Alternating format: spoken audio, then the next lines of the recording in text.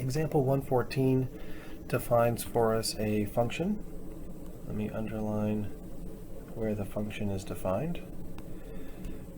The name of this function is f. The first set is the set of real numbers. The second set is also the set of real numbers. And we have an equation given to us, f of x equals 3x squared plus x minus 5. And the instruction wants us to evaluate each function value. When it says to evaluate each function value, what we're being asked to do is find the value that we're being mapped to. So for example A, it says f of -2. I want to know what is -2 going to map to. So to calculate that, we're going to use the equation 3 times -2 squared plus -2 minus 5. And make sure that whenever you're simplifying, make sure that you recognize the terms that you have.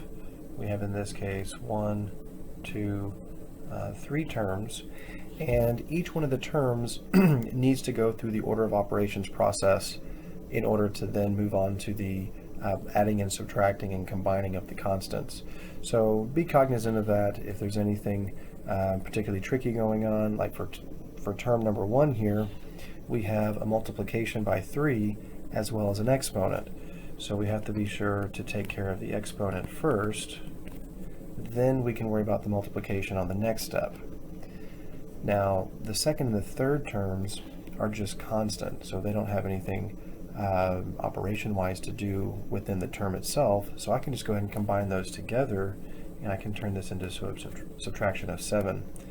And this will ultimately give me 12 minus 7, which results in 5. So we're claiming that -2 is going to map to 5. Part B is asking for f of 0.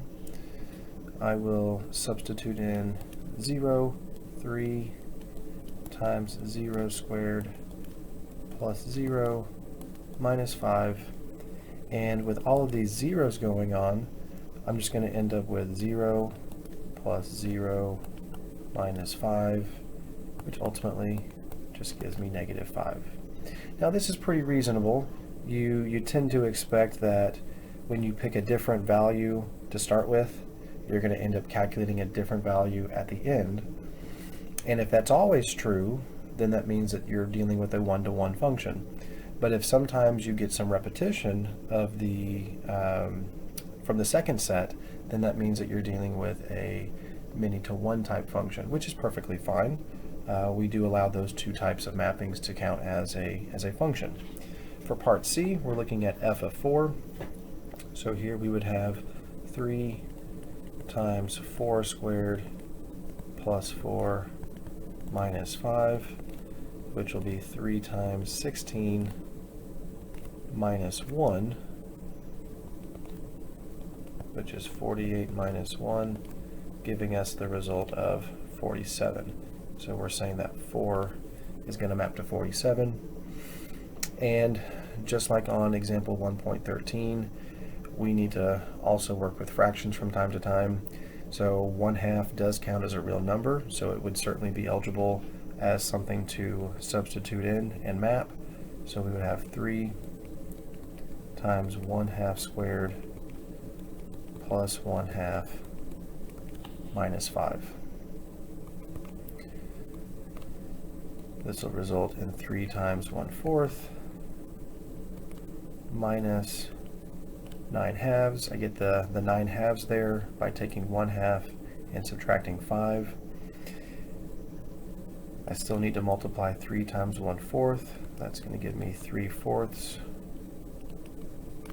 minus 9/2, which, if I'm wanting to show some detail here about where this combination can occur, recall that with fractions, you can't combine the fractions with addition and subtraction operations without having common denominators. That's what makes your fractions compatible. So I'm going to multiply top and bottom by 2. Now, 2 over 2, that right there is equal to 1. So what I'm doing here is using what's called a creative 1. So by multiplying by 1, I'm not actually changing the value of the rational number, I'm just changing its representation.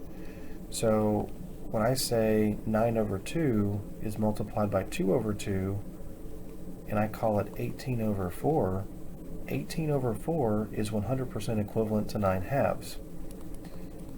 So 3/4 minus 18/4 will give us negative 15/4, and that is the value that 1/2 will map to.